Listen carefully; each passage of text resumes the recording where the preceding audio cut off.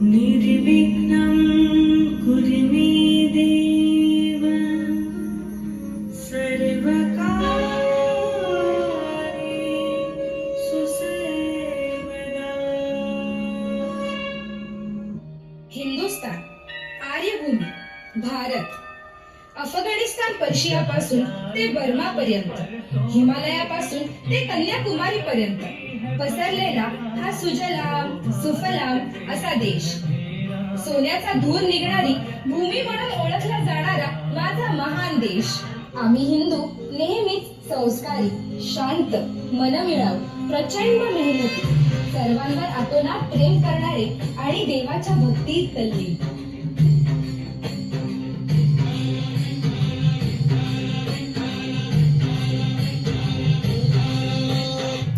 याच आमच्या शांत आणि प्रेमळ स्वभावाचा फायदा घेऊन मुघलांनी अतोनात अत्याचार करून आमच्या आया बहिणीची अब्रू लुटली, देवळाच्या देवळा पाडली, प्रचंड संपत्तीची लूट केली. त्यानंतर आलेल्या ब्रिटिशांनी सुद्धा अख्खा देश लुबाडून नेला. हे सगळं सहन करत अखंड भारताचे विभाजन होताना आम्ही नुसते पाहत बसलो, सहन करत बसलो. आम्ही हिंदू कायमच आमच्या संस्कारांमुळे स्त्रीला मानाचे स्थान देत आलो आहे. सुख समृद्धी देणारी लक्ष्मी म्हणून, तर कधी दुष्टाचा नाश करणारी काली माता म्हणून मनोभावे तिला पूजत आलो आहे. जिजाऊ सारख्या आईने अत्याचाराविरुद्ध शिवरायांच्या रूपाने हिंदवी स्वराज्य निर्माण केले. या महान आईच्या शिकवणुकीमुळेच घडलेल्या या महान राजाला आमचा मानाचा मुजरा.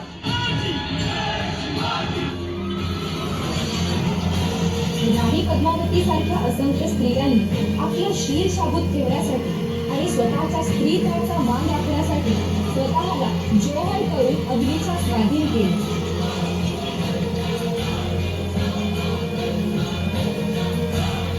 त्या काळातील स्त्रीशक्तीकडून प्रेरणा घेऊन आजची भारतीय नारी आपला ठसा प्रत्येक क्षेत्रात उमटवत आहे.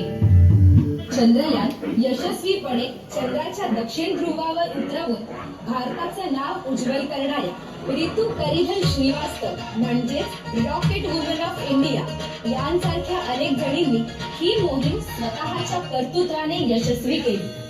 याच स्त्रीशक्तीचा सन्मान म्हणून चंद्रावरील लँडिंग स्पॉटला शिवशक्ती असे नाव देण्यात आले.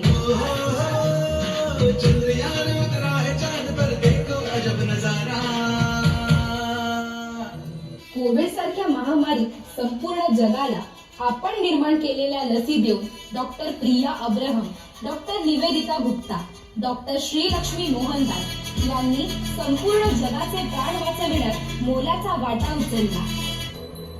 अशा या प्रचंड मेहनती स्त्री शक्ती आणि त्यांच्या पोटी जन्माला आलेल्या आम्ही सर्व भारतीयांनी स्वबळावर आपल्या भारताची खूप प्रगती केली. पारतंत्र्यातून देशाला बाहेर काढून आज जगात 5व्या क्रमांकाची अर्थव्यवस्था बनवली.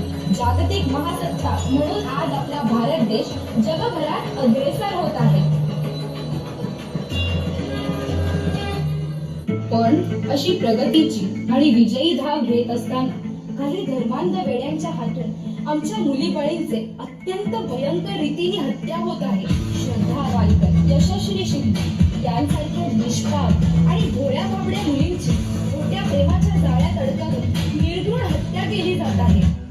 आरती की सरजमीन पर सीता मातेचा मान राखण्यासाठी रावणाचा वध करणाऱ्या प्रभू श्री रामचंद्रांच्या मंदिराचे 550 वर्षानंतर अयोध्येमध्ये पुनर्निर्माण झाले.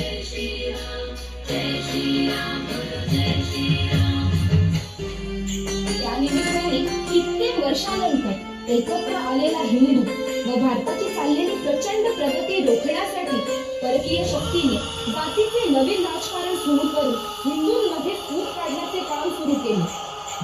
दलित, ओबीसी, एससी, एसटी अशी विभागणी करून रिझर्वेशनच्या नावाखाली फ्रीची रेवडी वाटून भारतीयांची क्रयशक्ती घटविण्याचे आणि देशात अशांतता पसरविण्याचे दुष्कार्य सुरू केले.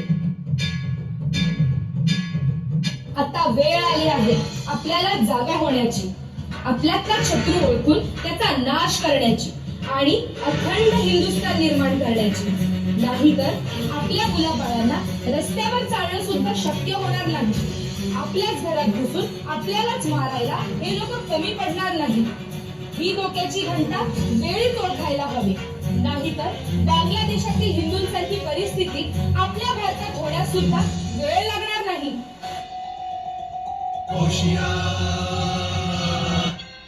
हे गणराया, आमच्या आई बहिणींची, मुली बाळींची लाज राख. आमच्या मुलांना चांगलं वाईट समजण्याची आणि संस्काराची बुद्धी दे.